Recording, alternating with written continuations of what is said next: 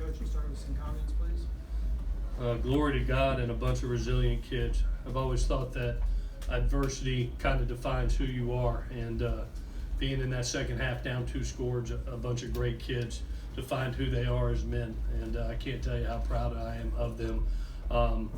It was one of those games, a great football game between, I think, 2 good teams, and each of us took blows at each other, and at the end of the day, we made one more play.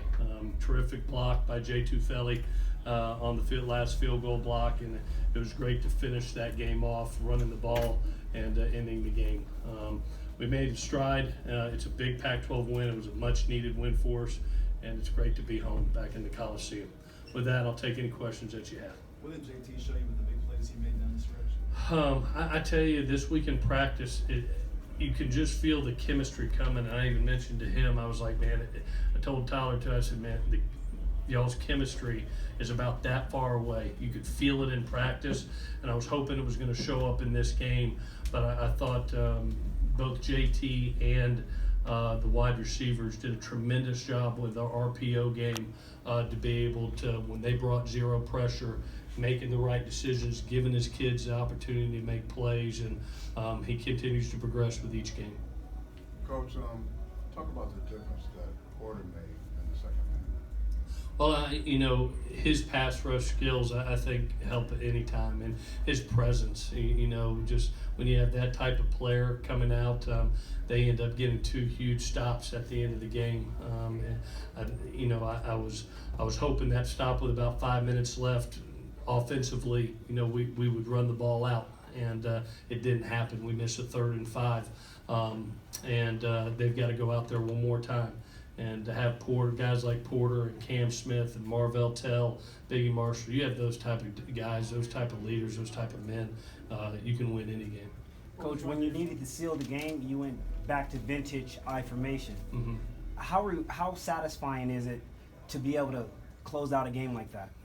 Very, very. I think that's Trojan football. It's something that we put in this week and practiced a lot, and I thought the kids got good at it, and to be able to score on that drive to make it 39 with that package and then in the game, it was a great investment and something that we will continue to do. What was going through your mind, and what was your reaction when you saw Jay come up with that block? It's a block that we've had in our package for a long time, and we put it in this week, specialty, and credit John Baxter. I mean, he had it based on which hash and which gap, and the kids knew exactly what to do. Our last team meeting, we showed it. We showed the gap that would be open. Great call by Cam off the left hash. He ends up making that call, and it was the absolute perfect call at the right time. Were you surprised that they didn't go for it? No, they've got a good field goal kicker. They're getting ready to tie it up and try to go to overtime. I actually called timeout because I didn't want 40 seconds to run off the clock and only have a minute left. I wanted, just in case that it did go in, I knew we could have a chance to run out the clock or live just seconds. But I wanted enough time just in case that it was made for us to be able to go and have an actual minute 49 left on the clock. No, I wasn't. In that situation, they've got the opportunity to tie it up. No, I don't think it's a bad call by coach. As a coach, did you prefer that they kick? As a coach? Yeah, did you want them to kick, or did you want them to go for it? No, I mean, they make the decisions. I'm just trying to make the next call. But they had done a very nice job. Credit to Coach Leach. I thought they did a tremendous job on both 3rd and 4th down tonight in their intermediate passing game. It was almost like they were running the ball. It was 4 yards, 5 yards, not a ton of shots downfield. It was just moving the chains, and they were effective. So it's one of those calls you got to make as a coach, and Coach made a call that he thought was best for his team. You said that JT continues to progress. What specifically tonight did you see in terms of progress? I just, like I said, I thought it was the chemistry with the wideouts. I mean, he gave those kids opportunities to make plays or get pass interferences, and our kids did a really nice job of attacking the ball. You either let the ball come to you or you go up and attack it at its highest point, and I really thought they did a nice job of either making the play or getting the PI by attacking the ball. Clay, did the stakes feel different up until this game was final, and that if you guys fall into a 1-3 hole, that's pretty tough to dig out of? Obviously, it's a big game because it's a conference game, and it's, as we've seen, you know, in the South, it took us 8-1, you know, last year to win the conference, and you know, usually it's been 7-2, 8-1 to win the South, and you know, to be able to get a win at home over a team that's going to be a good team this year up north, it was critical for us. I think it was critical for our confidence and our psyche too of our team. To be able to fight back like that in the second half, to be able to finish a game like that in the fourth quarter, it can only build confidence and help your football team. JT, did it feel like tonight was the night where you clicked your receivers more than you maybe have in the past? Yeah, I think you've seen just increase in productivity from me to Tyler, and me to Pitt, and me to Valus week by week. We just have more practice time. We're getting used to each other more. I'm learning where they want where they want me to put the ball, and they're making the plays every time it's there.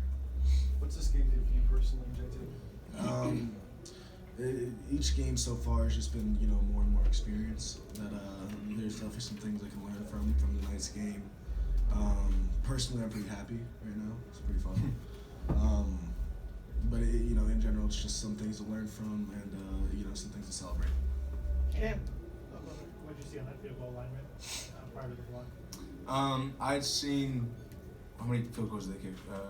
One before, one. And I saw their guard lunging and falling, so I knew if we ran it right, it was going to work perfectly. And I had to get Peely lined up a little bit, and he ran it perfectly. And it was just one of those things that we practiced and we planned it, and it just worked in our way. Cam, you guys are undefeated at home under Clay, which basically spans your entire career. Why are you guys a different team at home?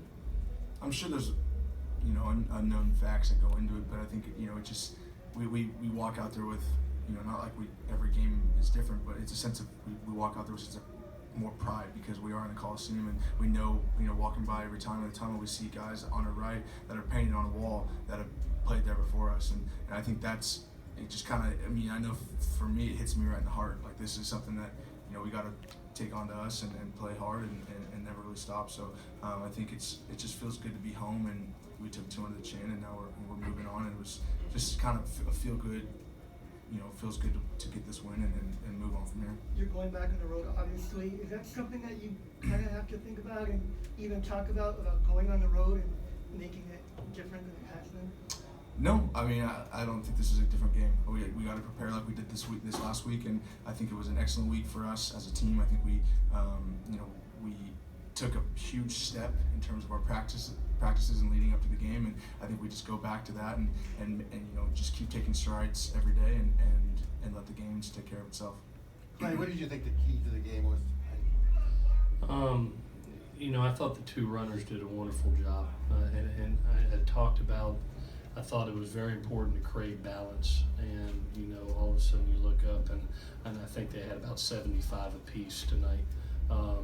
Vi has 78 and Steven has 77 yards, and that balance I think helps us. Often I know it helps us. That's what we are, and to be able to finish that game running the ball, I think is great.